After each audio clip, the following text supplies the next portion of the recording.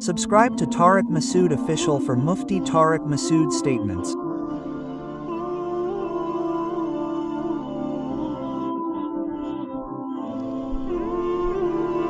Tariq Masood Official is a Pakistani apostate.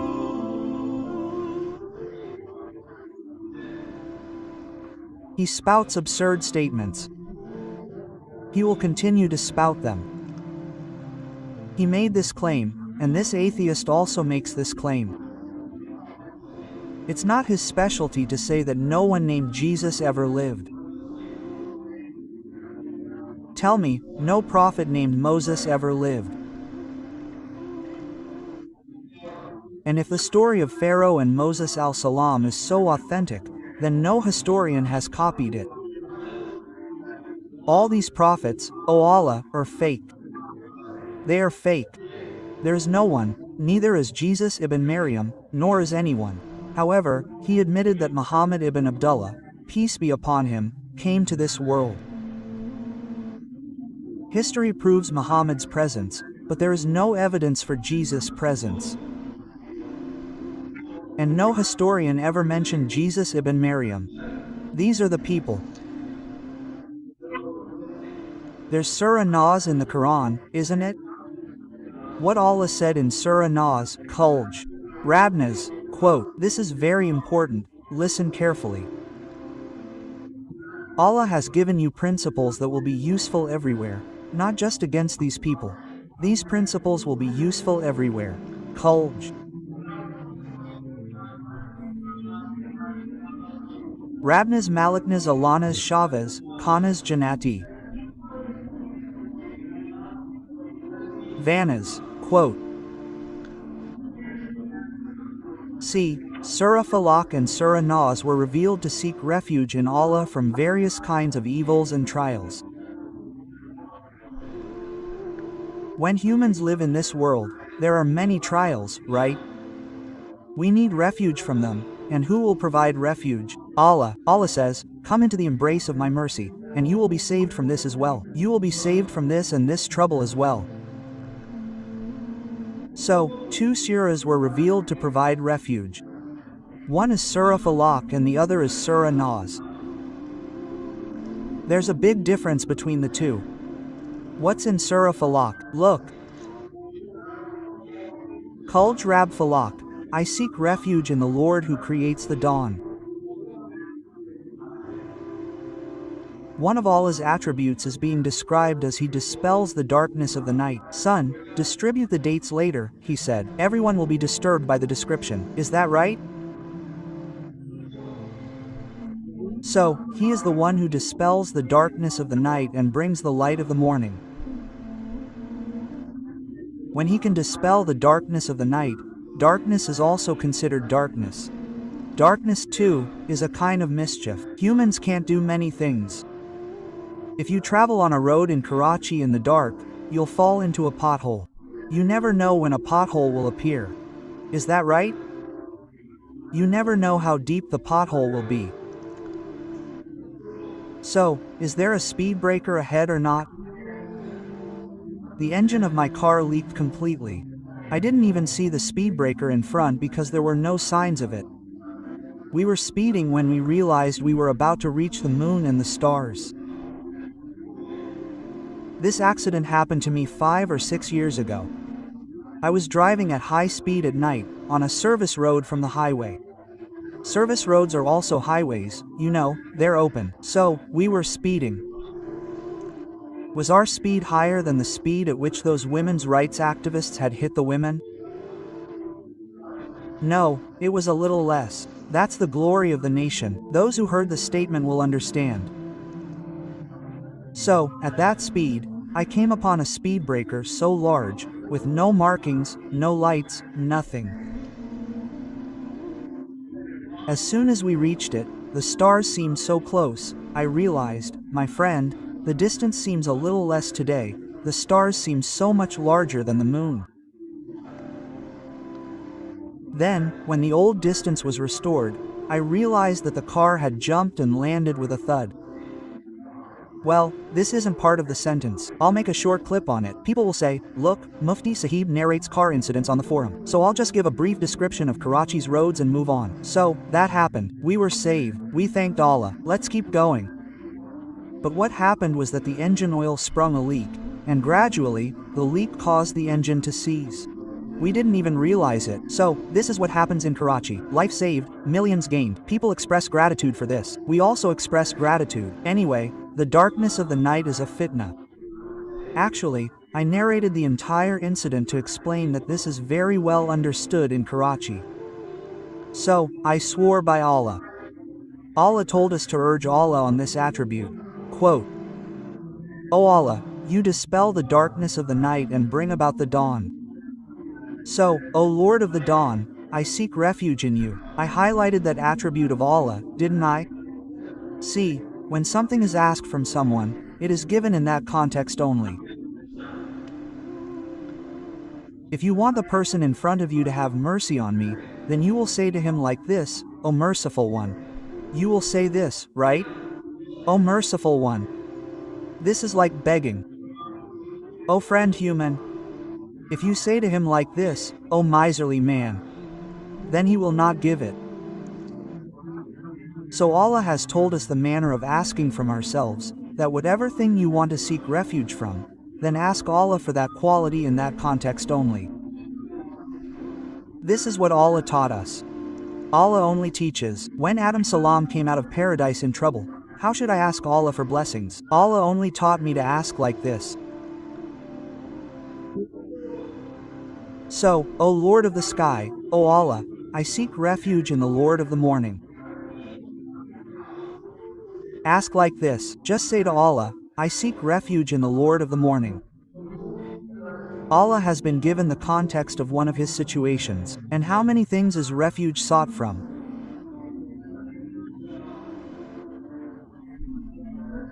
From the evil of the one shas and the evil of the night, when it spreads, brother, don't make videos, it's not entirely different. Okay? Just tell me, not the one shas and edab, and there are many things that are not worthy of uploading. They can spread mischief, so we remove them.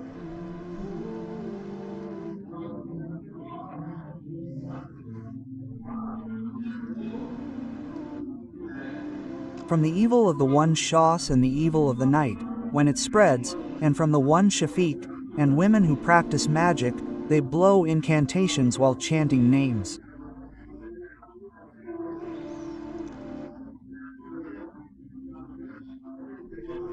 So, how many evils are there from these? 3. From jealousy and the evil of the envious, when they become jealous. Allah is invoked with one attribute, and refuge is sought from 4 things.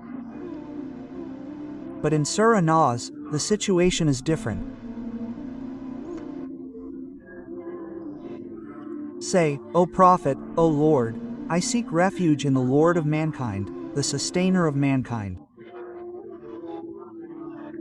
Protection is also included in the sustainer, the protector of mankind, Malikness, the king of mankind. This is referring to Allah by his second attribute, Allahiness, the Lord of mankind, the worshipper. Allah is being invoked by his third attribute, and refuge is being sought from only one thing, the evil of those who spread false beliefs. This is not true. In Surah Falaq, Allah is invoked by only one attribute and refuge is sought from 4 things. This means that the 4 things from which you are seeking refuge are not that dangerous. Even if you seek refuge from Allah by referring to one attribute, your prayers will be accepted. Seeking refuge from these is not that difficult. And these are not terribly dangerous things. Hey, if you want to ask for a little money, you can use a few excuses, just like relatives. Friend, just give me 100 rupees. You're my uncle, and that's enough. Uncle, give me 100 rupees. Now, my nephews are here. Don't call me uncle and ask for 100 rupees. Or father, just father will be given the excuse of being a father. You're asking for money from your mother. Why should I give it to your mother? You're my mother, I have this much right? Nowadays, children are explaining to their parents, you're my father, you're my mother, I have this much right? They should give you 100 rupees once in a while. So, they'll give you a favor, right? But if you want a loan of 1 crore rupees from me, that's not enough. You're my father, that's not enough. You're asking for a big deal, brother. For that, look, you are my father, and you have a lot of money, given by Allah. You are wealthy, you care for me, and I am your beloved. So, you will give as much as you can. We will highlight all the qualities that I possess. Because what is being asked for is not a small thing. In Surah Falaq, Allah said, give me one of my qualities. Ask for 4 things. But in Surah Nas, he said, give me 3 qualities, and the request is very strong. Isn't it, brother? Allah is the God of the people. We are also included among the people. The God of the people, the Master of the people, the Sustainer of the people. That means the qualities are strong and their number is also many. And you are asking for refuge from only one thing, from the evil of those who spread lies. This shows that you are asking Allah for something very significant. Because these damned people who spread lies sink the ship. A magician does not sink the ship like that. A jealous person doesn't sink a ship like that. And the darkness of night doesn't sink a ship like that. Engine oil leaks in the darkness of night. It could happen, a snake bite. It's too much. A witch's ghost has come. So what will happen with a witch's ghost, brother? At the most, the body will be harmed, so you'll die anyway. In the end, won't you die of cholera? Yeah, brother, even if you're healthy, you'll die. The result is the same. But those who cast spells, they rob your faith. They ruin your ship, they destroy your peace. A witch's ghost can be cured. A cure for spells is real. Those are the kinds of spells that superstitious people have. What's in their minds? They need to see a doctor. Another spell is what real values are. Well, it was a life of peace. Creating confusion in things that are proven to be as simple as 2 and 2 equals 4. You see the sun, but it's 12 o'clock noon. It's lunchtime. Someone comes and gives a speech, this isn't the sun. And what will they do with this seemingly irrelevant argument? They'll confuse you. You'll wonder, I've gone blind, or what's the matter? Then a few others join them. So you'll become so confused that you'll wonder, what's the definition of 12 noon and 12 midnight? Your entire schedule will be thrown out of whack, and within a few days, you'll lose your mental balance. So, those things that are proven to be as simple as 2 and 2 equals 4, those who create confusion, those things that lead you off the right path. And when you stray, you don't just start walking on another track, you'll become incapable of walking on any track. Like that engineer Sahib is doing these days. He's doing the same thing. He didn't tell everyone that this sect is right, so follow it. He's found fault with every sect, and he's lost all trust in everyone, and he's lost all respect for the scholars. If you start a sect, even if it's not your own, what's the result? A lost soul, neither here nor there. And within a few days, you lose trust in such people. Then they either become Qadianis, or believers of Hadith, or Parvijis, or they become outright apostates, saying, friend, free yourself from the prison of religion. There's nothing here but division. Everyone's books are full of worms, everyone's wrong, so and so. Then, after a while, people wonder, how can this one person be right? The result is that even this one leaves. So, the decrees made by the Ghaudi Sahib are the consensus of the entire Ummah about what should be done to a married man. Respect. Quote. What's the point of needlessly initiating a new discourse and debate? It's a travesty that there's no rajam in Islam. Common people don't have arguments, do they? Even that rajam was denied by common people. And all the great scholars who believe that a married man who commits adultery will be stoned to death. This is a Sharia punishment. Trust all those scholars too, brother. What do the hadith deniers do? They come up with such things that you lose faith in the hadith.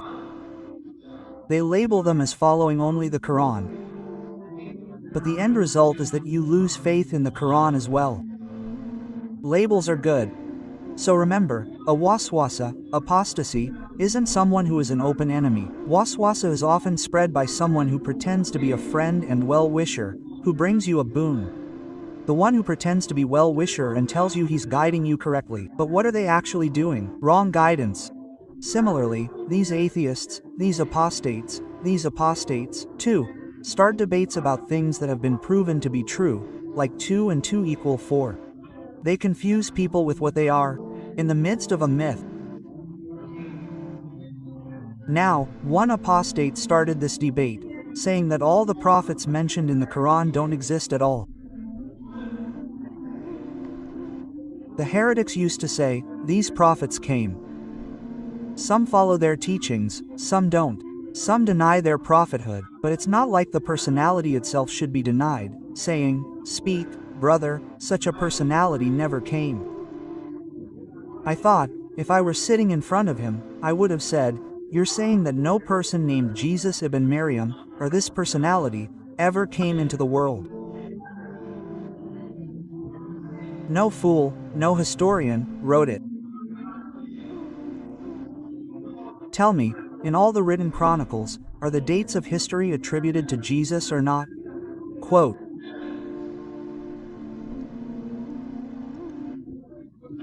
is there any fool who talks about dates other than the Hijri or the 12th year? What's the matter? So, what a remarkable arrangement Allah has made to prove the existence of prophets, that they have had such a profound impact on human life that whenever humans write history, they begin it with a specific quote from the prophets and end it with a specific quote from the prophets. Then, some lunatic gets up and says that no one named Jesus ibn Maryam ever lived. By God, this person is the biggest lunatic in the world. He's fooling you. He's doing nothing but fabricate myths, denying proven facts like 2 + 2 = 4.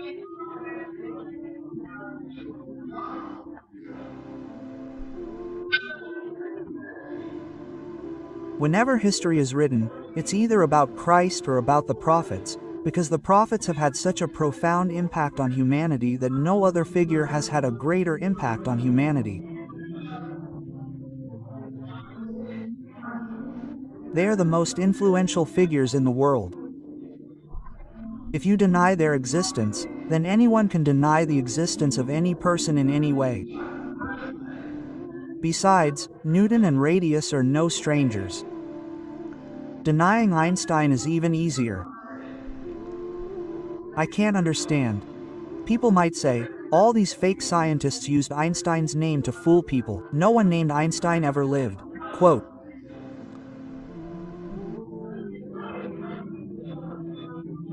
yet, Einstein isn't mentioned in the scriptures as much as Jesus, son of Mary, or Moses, and how profoundly the prophets impacted human nature and human life that even today, more than 2/3 of the world's population believes in the existence of the prophets and follows their teachings. Whether they follow them completely or claim to follow them, they see salvation in their teachings. So, 2/3 of humanity is 2/3 of humanity, meaning, look at Muslims, look at Jews, and how large a population Christians are. Nearly 2/3 of people claim that salvation lies in following the teachings of these prophets. So, deny the existence of those whose teachings bring salvation. Who can deny the reality more than that? Seriously, either you offer an alternative, mubadil?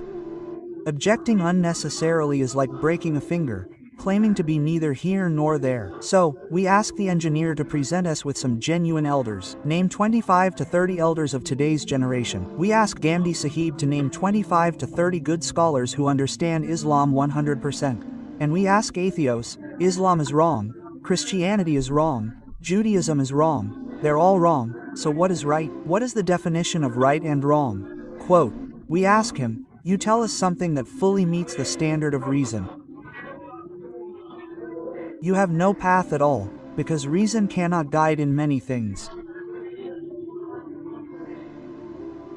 So, you're saying that Jesus wasn't born without a reason. What's this? Breaking fingers, sitting around for no reason? No one else has ever lived like this. What are these useless, pointless things, and how many moral damages does this have? You've accepted that humans were born by chance. So, being born by chance doesn't mean they have a vision. Then, let everything be done by chance. Do whatever you can at any time. If you have to create a goal for humans, what is the purpose of life? What is your vision? You won't create it. You'll die a victim of depression. You'll go insane. You won't know what to do when you wake up in the morning. Or you'll become a worshipper of lust, a slave to your own self. I just want to fulfill my vow. May each succeeding day be more blissful than the last. This cannot be the vision of humans. This cannot create a constructive mindset. So how will a constructive mindset be created? Tell me, they have no way out. So, Allah Ta'ala allowed any religion to flourish in competition with Islam. I read, Muslims should pit Hinduism against Islam or Christianity against Islam, and then see which is right. Allah said, you won't find teachings from anyone else. That's why muftis exist only among Muslims. Among non-Muslims, there are no muftis who explain issues. They are spiritual leaders with the authority of the dead. Where else will you find such people who explain issues? In Islam, this privilege is only with the religious leaders of Muslims. Among Christians, you'll find a priest, but not one who explains issues. He won't tell us how much inheritance a son will receive if his father dies. A priest never has any authority to tell. He will say, follow the law. Whereas in our country, courts send us fatwas, saying, ask the mufti how much. Yesterday, a case came up. A divorce matter was in court. There was a rift between the husband and wife. Someone was saying it had happened. The court judge was perplexed. He said, get a fatwa from a mufti as to whether these words constitute divorce or not. People keep coming to our court for taste, divorce. They come from the court. The court asks for a fatwa. We don't know. Get a fatwa from a mufti. Inheritance issues are frequent. So, what's the reason they want decisions based on Islam? So, what does the court itself do? Brother, ask a mufti, ask a prominent court of ifta. So, Allah has not allowed anyone to rise against Islam. This debate has ended. Recognizing the truth isn't that stressful. It's a 2-minute task, provided you use your brain properly and avoid those who break your fingers. Beware, what else do these words do to your faith by creating these thoughts? Damage. May Allah grant you the ability to act.